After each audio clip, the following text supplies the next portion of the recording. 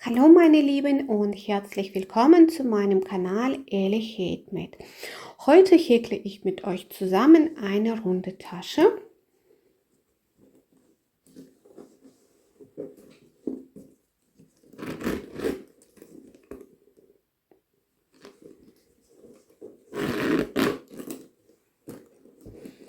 Durchmesser von dieser Tasche ist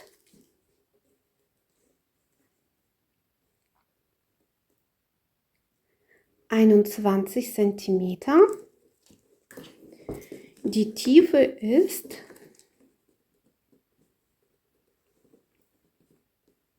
bei 10 Zentimeter. Und der Henkel hat die Länge von 120 Zentimeter. Die Tasche habe ich gehäkelt aus Bobigny-Cord, 5 mm.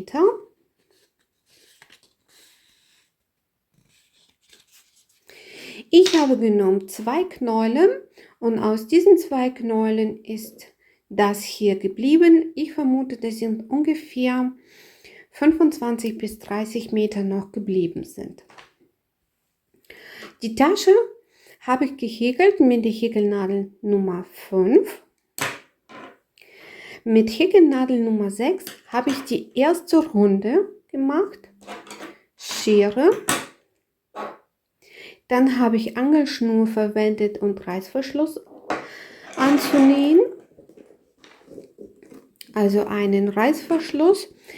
Meiner ist 40 cm lang, 2 runden Karabiner und 2 Taschenkarabiner.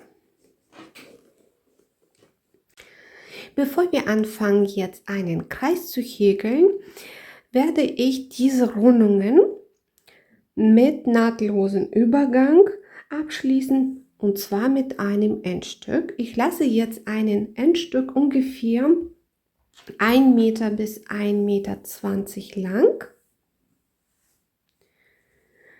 und beginne mit der ersten Rundung mit Amigurumi-Ring. Die erste Runde beginnen wir mit Amigurumi-Ring. Also das Endstück guckt jetzt nach unten, Arbeitsfaden guckt nach oben.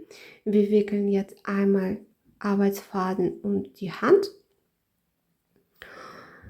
Und in diesen Ring häkeln wir dann 6 feste Maschen. Dafür nehme ich die Häkelnadel Nummer 6.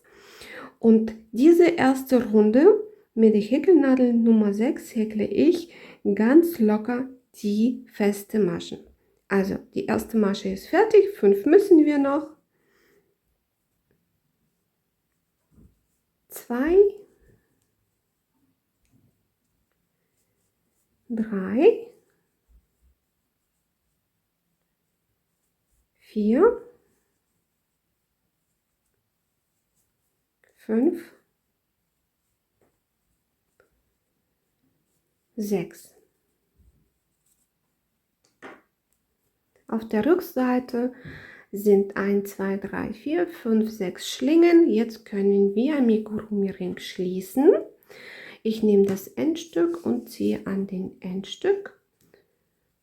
Und so schließen wir dann den Ring hier zusammen.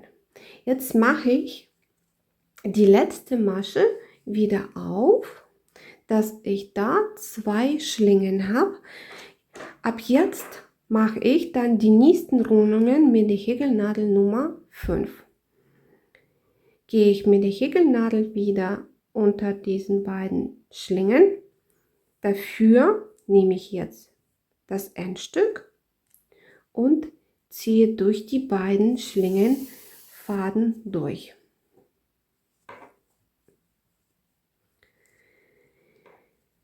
Und schließen jetzt diese erste Runde mit nahtlosen Übergang mit dem Endstück. Also diese Reihe oder diese Runde und die Runden danach werden immer gleich abgeschlossen. Hier war die erste Masche, danach kommt die zweite Masche und hier ist die erste querliegende Masche. Unter diesen beiden Schlingen gehe ich mit der Häkelnadel durch, nehme mir dann das Endstück und ziehe auf die Rückseite.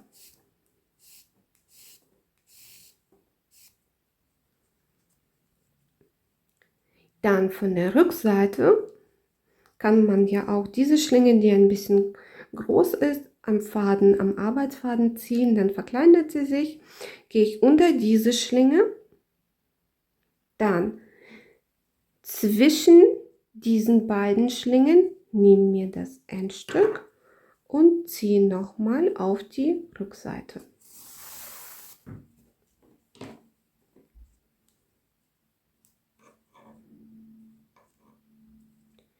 Die erste Runde ist fertig. Runde Nummer 2. Auf der rechten Seite ist das Endstück, Arbeitsfaden ist jetzt auf der linken Seite und wir werden immer gleich die Rundungen beginnen. Von der Rückseite sieht es einmal so aus, Endstück, Arbeitsfaden, und wir beginnen immer die erste Masche, die von der linken Seite von dem Arbeitsfaden ist. Also von vorne sieht es so aus, das wird die erste Masche sein. Ich gehe mit der Häkelnadel in die Mitte rein und achte auch darauf, dass die auf der Rückseite Häkelnadel auch in der Mitte rauskommt. Und in dieser Runde wird jede Masche verdoppelt. Und in die gleiche Einstichstelle die zweite Masche häkeln. Und so wird jede Masche in dieser Runde verdoppelt.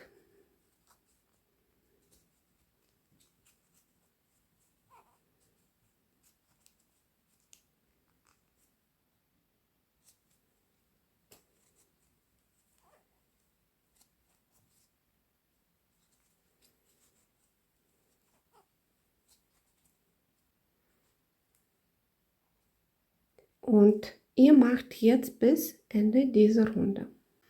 Am Ende der zweiten Runde angekommen und die letzte Masche beende ich mit dem Endstück. Also ich nehme mir das Endstück und ziehe durch und schließe diese Runde mit nahtlosen Übergang. Ich gehe mit der Häkelnadel unter diesen beiden Schlingen, nehme mir das Endstück und ziehe auf die Rückseite.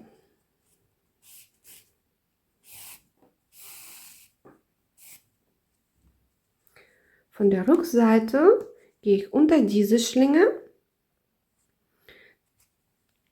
in der Mitte diesen beiden Schlingen, nehme mir wieder das Endstück und ziehe wieder Endstück auf die Rückseite.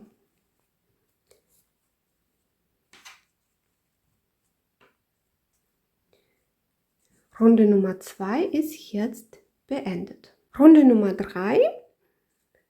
In jeder Runde wird jede zweite Masche verdoppelt. Wir gucken wieder auf die Rückseite und beginnen mit der ersten Masche. Diese erste Masche ist dann die hier mit der Häkelnadel. Durchgehen in der Mitte und darauf achten, dass die Häkelnadel in der Mitte auch von der Rückseite rauskommt und häkeln dann die erste feste Masche. Die nächste Masche wird verdoppelt.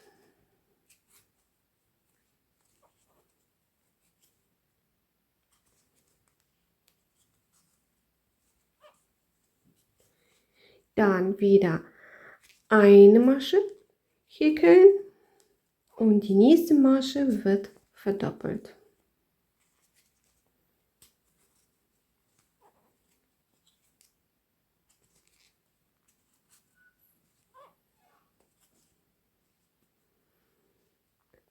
Eine Masche häkeln und die nächste Masche wird verdoppelt.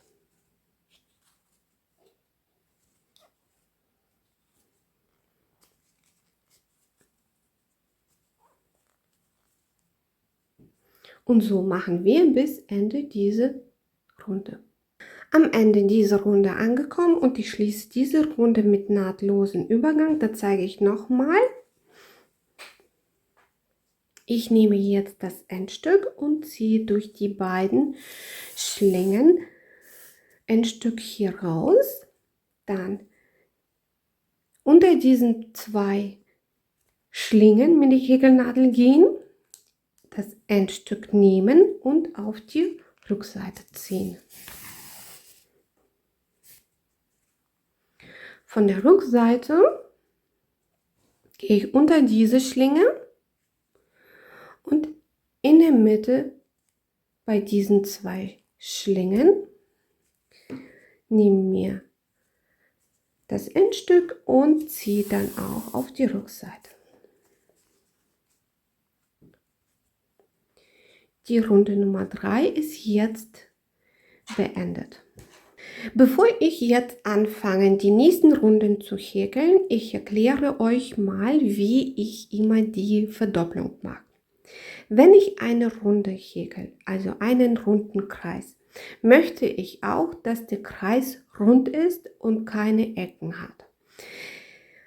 Die Ecken entstehen dann, wenn man in der Vorrunde eine Verdopplung hat und in der nächsten Runde auch auf diese Stelle verdoppeln, also die Masche verdoppelt.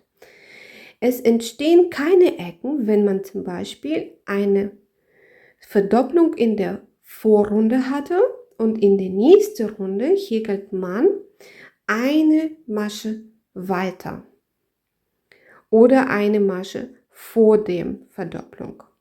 Hauptsache, man häkelt da, wo die Verdopplung ist, keine Verdopplungen.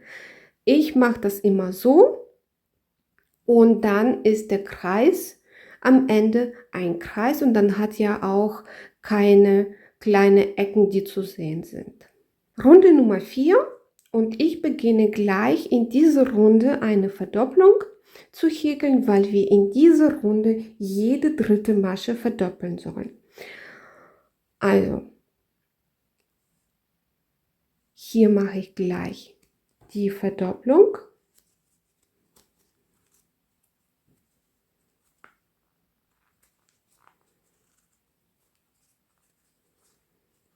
Dann 2 einzelne Maschen häkeln.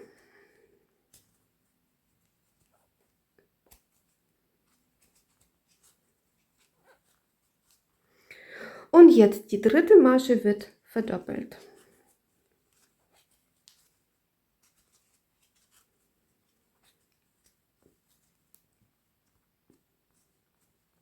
Wieder 2 einzelne Maschen häkeln.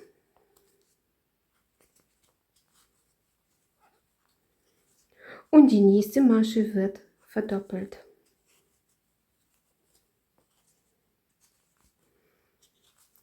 Und so macht ihr bis Ende dieser Runde und am Ende dieser Runde hat man 2 einzelne Maschen.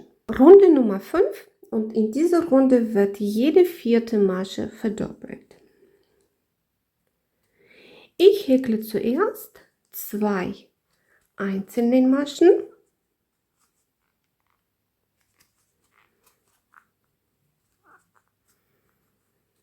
Die nächste Masche wird verdoppelt.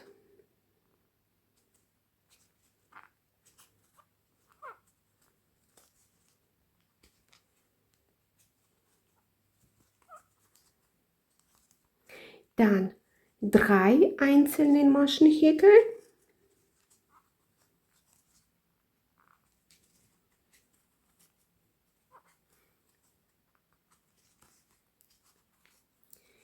Die nächste Masche wird verdoppelt.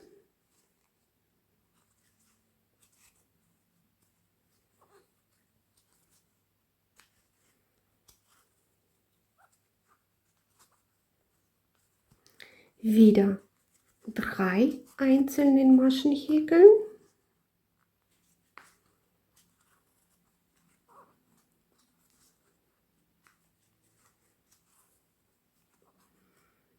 Und die nächste Masche wird verdoppelt.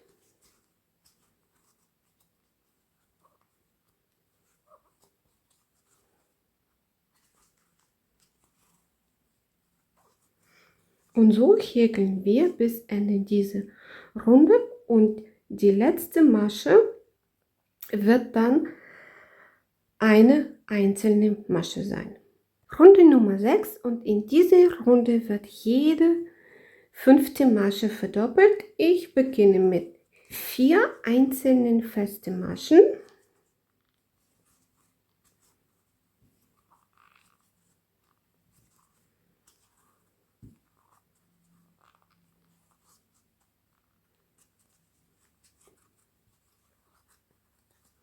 Und die 5. Masche wird verdoppelt.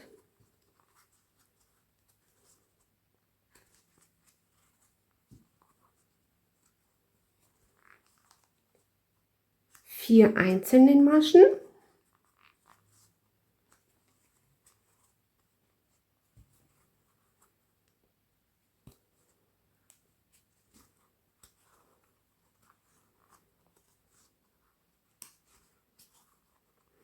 Und die 5. Masche wird verdoppelt.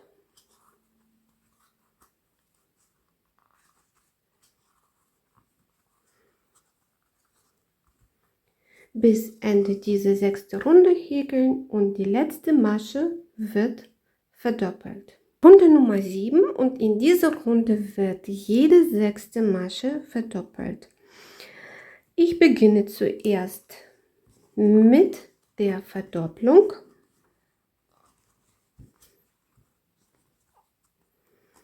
Dann häkle ich 5 einzelne Maschen.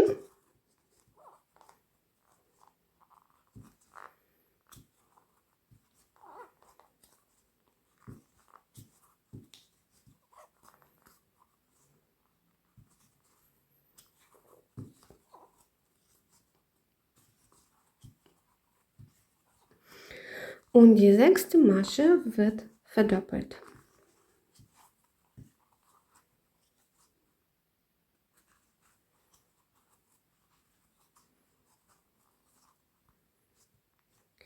Wieder 5 einzelne Maschen.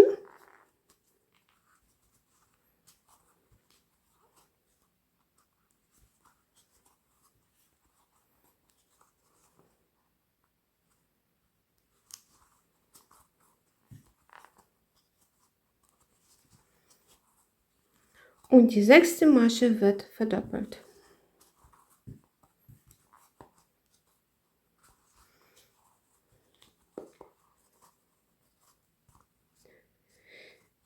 Dann häkelt ihr weiter bis Ende dieser Runde und am Ende sind 5 einzelne Maschen.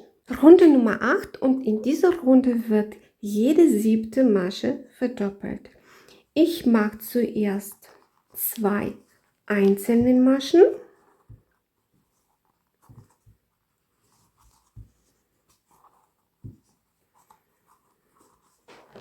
Und dann eine Verdopplung.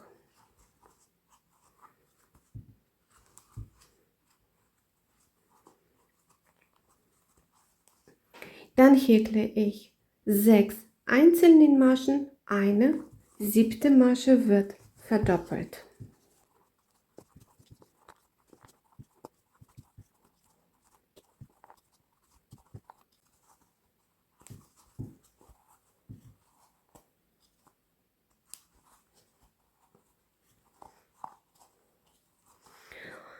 Wieder 6 einzelne Maschen und eine Masche wird verdoppelt.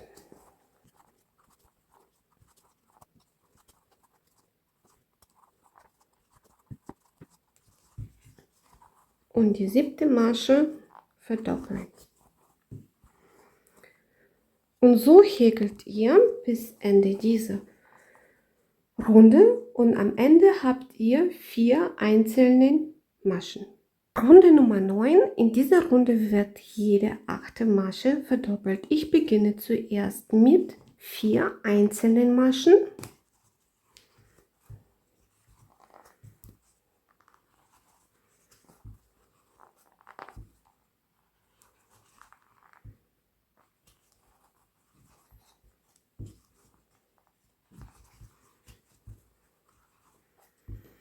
Und dann mache ich eine Verdopplung.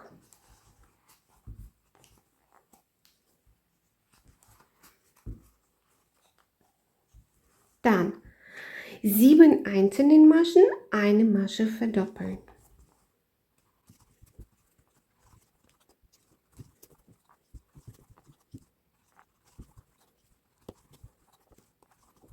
Und jetzt die 8. Masche wird verdoppelt.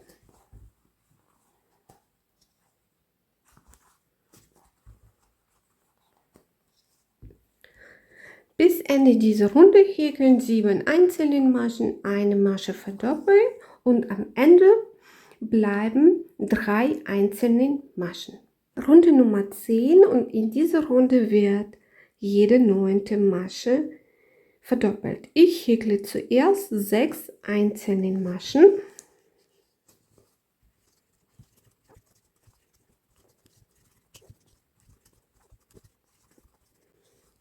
Dann eine Masche wird verdoppelt.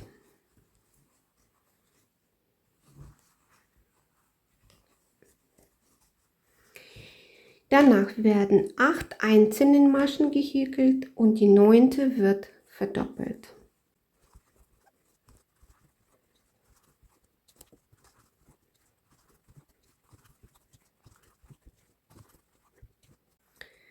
Und die 9. Masche wird dann verdoppelt.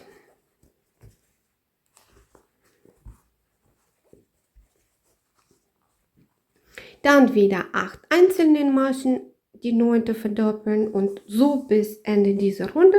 Und am Ende dieser Runden bleiben nur 2 einzelne Maschen.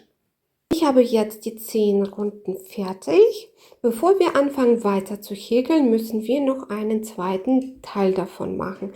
Also noch einen zweiten Teil mit 10 Runden. Wenn beide Teile fertig sind, müssen wir die von beiden Seiten bügeln, weil diese beiden Teile sehen dann ungerade aus. Also wenn ihr ja sehen könnt, sieht einmal so aus. Ich möchte euch dann auch einen Unterschied zeigen von einem ungebügelten Teil und ein Teil habe ich ja schon gemacht und gebügelt. Sieht so aus.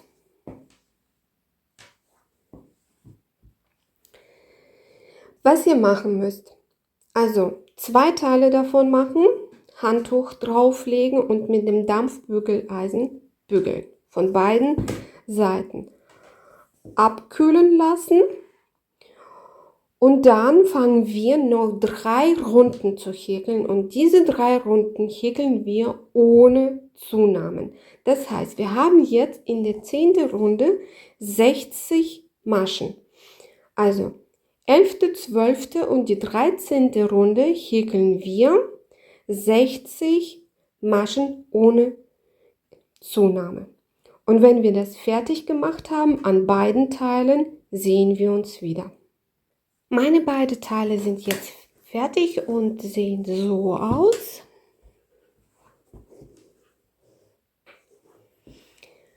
Ein Teil lasse ich erstmal so wie es ist und eins machen wir fertig. Also ich habe jetzt die letzte Masche nicht zu Ende gehäkelt. Die häkle ich jetzt nicht mit dem Endstück wie davor mit meinem Arbeitsfaden. Dann schneide ich den Faden ab und verbinde dann mit nahtlosen Übergang die Runde.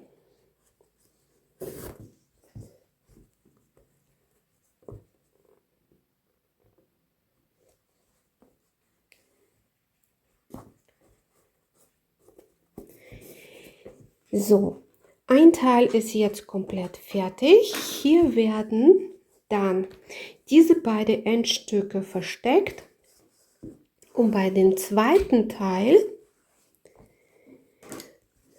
beenden wir dann die Runde mit Endstück. Also mit dem Endstück, wie davor gemacht haben, die Runde beenden.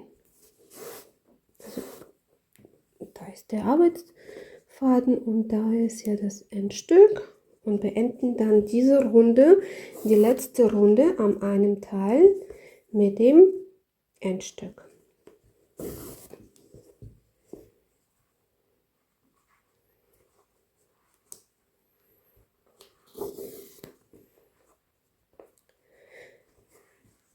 So, dann dieses Endstück verstecken wir hier und Arbeitsfaden lassen wir dran. Und hier, wie ich schon vorhin gesagt habe, dann die beiden Endstücke verstecken und dann wollen wir Reißverschluss anbringen. Beide Teile sind fertig und ich habe auch Maschenmarkierer aufgesetzt, da wo der Reißverschluss angenäht wird. Ich habe es so gemacht, auf der Rückseite kann man genau sehen, da wo der nahtlose Übergang war. Gleich bei der ersten Masche habe ich Maschenmarkierer aufgesetzt, 23 Maschen gezählt und bei der 23. Masche habe ich auch Maschenmarkierer aufgesetzt. Auf den zweiten Teil habe ich ja natürlich dasselbe gemacht. Wenn man die beiden Teile so hinlegt, da sieht die Tasche schon so aus.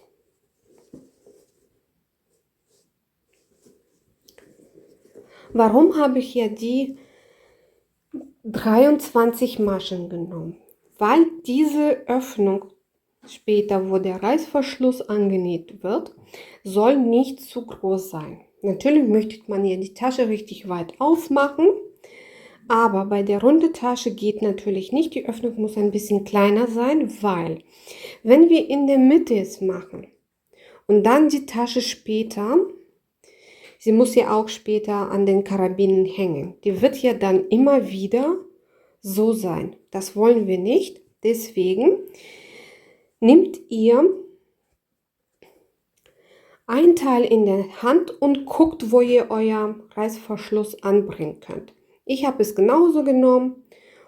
Mir gefällt es so, wie die später hängen wird und hier wird dann jetzt Reißverschluss angenäht. Ich habe einen Reißverschluss, wenn man den aufmacht, hat dann gleich zwei Teile. Und so einen Reißverschluss anzunähen ist richtig super, weil man kann ja erstmal eine Seite fertig machen und dann die andere Seite dann die zusammen machen und die beiden Teile miteinander verbinden. Wenn man nicht so einen Reißverschluss hat, wird ein wenig kompliziert. Zuerst wird natürlich eine Seite angenäht und wenn die eine Seite fertig ist, dann kommt die zweite Seite dazu. Dann legt man auch die Seite so zusammen, da wo die Maschenmarkierer sind, und dann wird zweite Teil von dem Reißverschluss angenäht. So, ich zeige jetzt, wie ich meinen Reißverschluss annähe.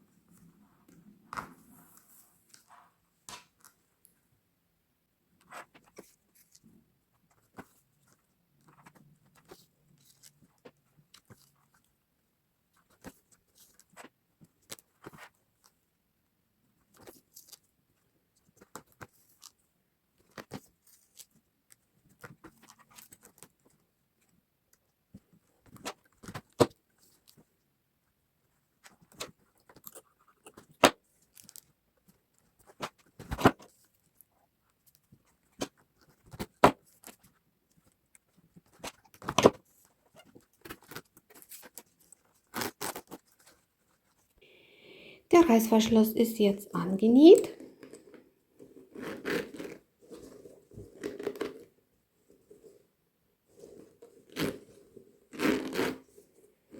Und dann wollen wir diese beiden Teile miteinander verbinden. Und wir werden die so verbinden. Hier ist ja von einer Seite diese Kette zu sehen und von der anderen Seite. Wir werden dann mit der Häkelnadel in die Mitte greifen von einer Seite und dann von der anderen Seite und verbinden das mit Kettmaschen.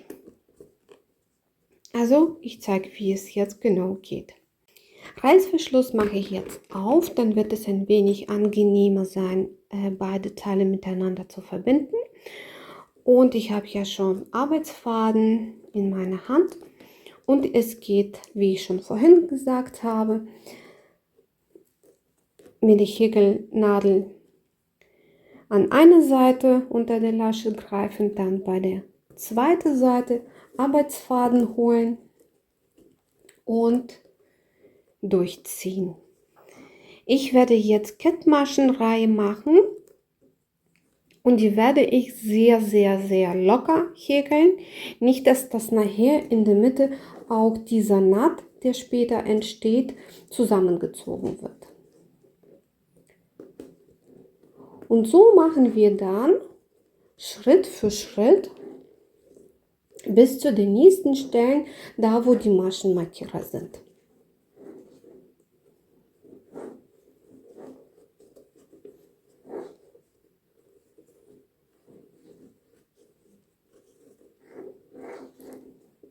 Ich bin jetzt an der Stelle angekommen, da wo ich Reißverschluss angenäht habe und es ist ein wenig schwer, da die beiden Teile miteinander verbinden.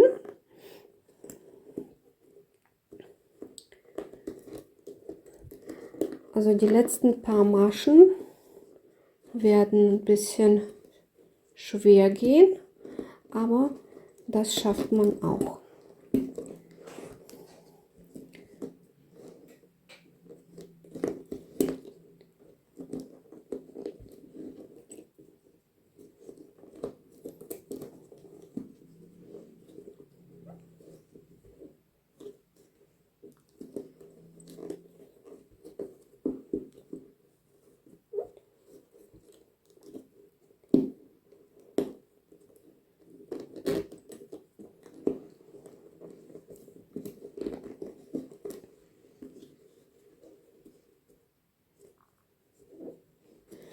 Dann noch die letzten 2 Maschen. Ich bin jetzt bei der vorletzten Masche und mir fehlt noch eine Masche, wo beiden Maschenmarkierer sind. Ich verbinde jetzt hier die letzte Masche ein wenig anders. Ich schneide Faden ab. Dann ziehe den Faden hier raus und verbinde es so, dass ich erstmal einen Faden oder diesen Faden von einer Seite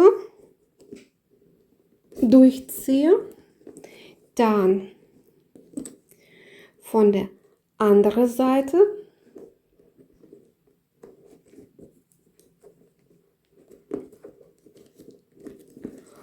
und jetzt dieser Endstück muss ich wieder da reinsetzen, wo der rauskommt. Also versuche auch 2 Schlingen zu greifen und durchzuziehen.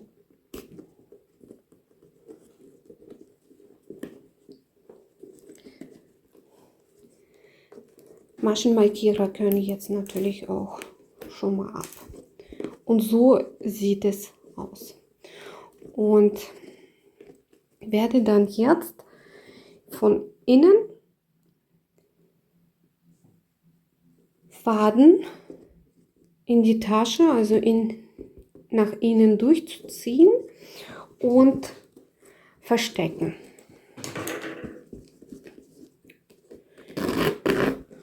Und so sieht jetzt schon fast die oder fertige Tasche aus.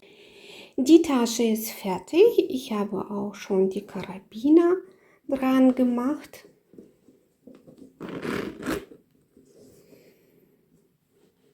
So sieht die Tasche von innen aus.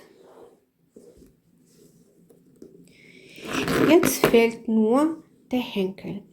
Ihr könnt entweder ein Metallhenkel dran befestigen oder, da mir noch ein bisschen Wolle geblieben ist, werde ich selbstgemachten Henkel für diese Tasche machen.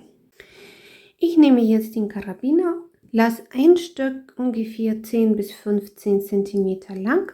Dann gehe ich durch diesen Loch rein mit der Häkelnadel, hole mir den Faden. Dann nehme ich das Endstück, überkreuze den, also lege ich den drauf auf Arbeitsfaden. Also Arbeitsfaden ist jetzt unten. Und dann mache die erste Luftmasche. Ein wenig alles festziehen.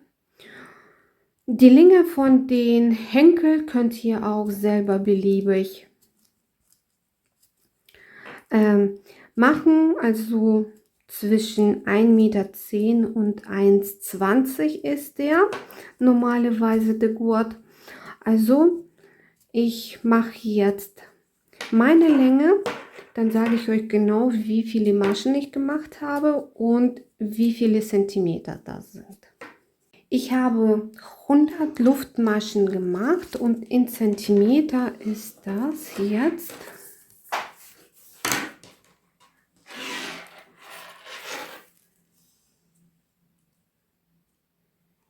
91 Zentimeter. Dann fangen wir zweiten Karabiner befestigen und wir machen das Folgendes.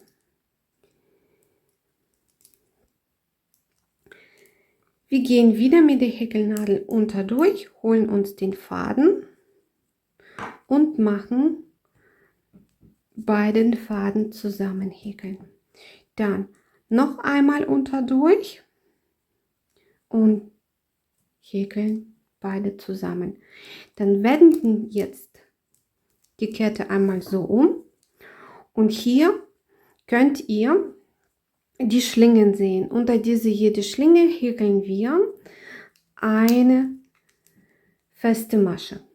Also die zwei, die hier entstanden sind, also die und die lassen wir aus und fangen bei der nächsten an. Das ist ja die hier. Und dann häkeln wir eine feste Masche. Dann bei der nächsten und die nächste Schlinge. Und so häkeln wir bis zu den zweiten Karabiner. Ich bin jetzt fertig und schneide den Faden ab, ziehe den Faden raus und dann zieht durch diese Öffnung Faden durch und da, wo Faden rauskommt, gehe ich mit der Häkelnadel einmal unter durch, hole den Faden, kann auch noch eine Schlinge dazu nehmen, dann wird es auch richtig gut befestigt sein. Also und Faden ziehen.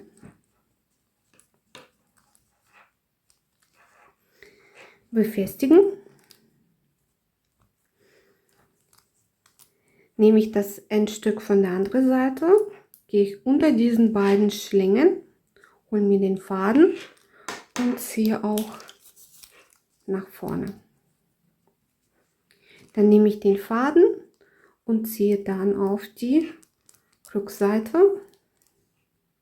Und hier an der Rückseite werde ich diesen Faden einmal befestigen. Und mache dann eine Schlinge hier so fest.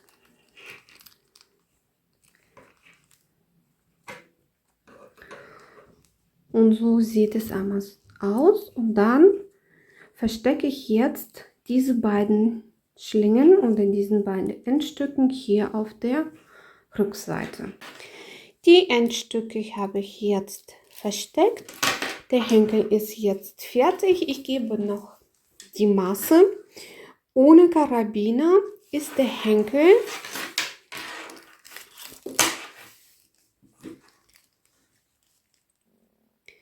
111 cm. Mit Karabiner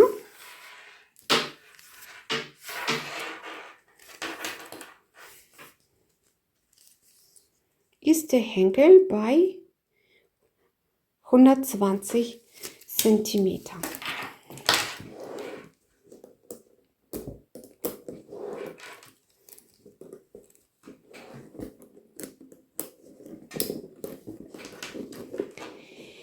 Jetzt ist die Tasche komplett fertig. Ich hoffe, mein Video hat euch gefallen. Ihr so eine Tasche nachhäkeln wollt. Auf dieser Stelle wünsche ich euch viel Spaß. Tschüss und bis zum nächsten Mal.